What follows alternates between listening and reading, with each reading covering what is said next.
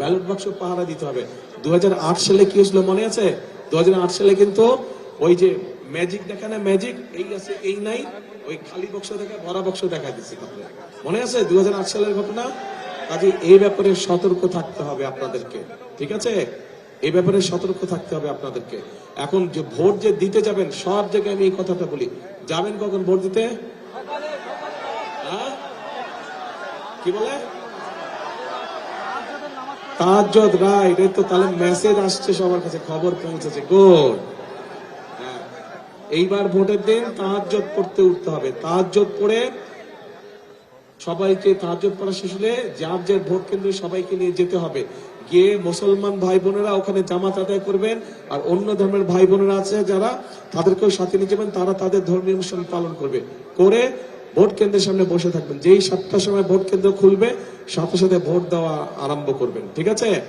আর খেয়াল রাখবেন এই যারা ষড়যন্ত্র করছে, এরা আবার ওই যে 8 সালের মতন আরেকটা ষড়যন্ত্র করছে।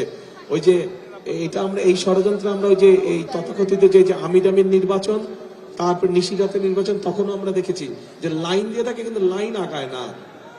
দেখছেন না এই চিত্র?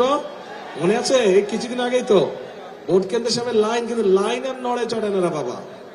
কাজে এইগুলা ব্যাপারে সতর্ক থাকতে হবে যে লাইন নড়ে না কেন, আর ভিতরে ওইদিকে সিল মারা শুরু হয়ে গেছে। কাজে এইগুলা ব্যাপারে সকলকে আপনাদের সতর্ক থাকতে হবে প্রিয় ভাই বোনেরা। এখন মূল কথা হচ্ছে, গত 16 বছর আপনাদের এলাকার কোনো উন্নতি হয়নি। গত 16 বছর বাংলাদেশের মানুষের ভাগ্যের কোনো পরিবর্তন হয়নি। গত 16 বছর বাংলাদেশের কোনো উন্নয়ন হয়নি। হ্যাঁ, ঢাকা শহর সহ কয়েকটি শহরে কিছু কিছু বড় বড় ফ্লাইওভার হয়েছে, কিছু কিছু বড় বড় দালান হয়েছে, কিছু কিছু বড় বড় কিছু হয়েছে, মেগা প্রজেক্ট হয়েছে। কিন্তু মেগা প্রজেক্ট মানেই মেগা দুর্নীতি হয়েছে। আমরা চাই গ্রামের মানুষের ভাগ্যের পরিবর্তন করতে, আমরা চাই জেলা শহরের মানুষের ভাগ্যের পরিবর্তন করতে, আমরা চাই উপজেলার মানুষের ভাগ্যের পরিবর্তন করতে, আমরা চাই আমাদের ছাত্র ছাত্রীদের লেখাপড়া সুনিশ্চিত করতে, আমরা চাই আমাদের নারীদেরকে স্বাবলম্বী করতে, মা বোনদেরকে স্বাবলম্বী করতে, আমরা চাই আমাদের বেকার যুবক ভাই যারা আছে, তরুণ ভাই যারা আছে, বোনেরা যারা আছে, তাদের কর্মসংস্থানের ব্যবস্থা করতে।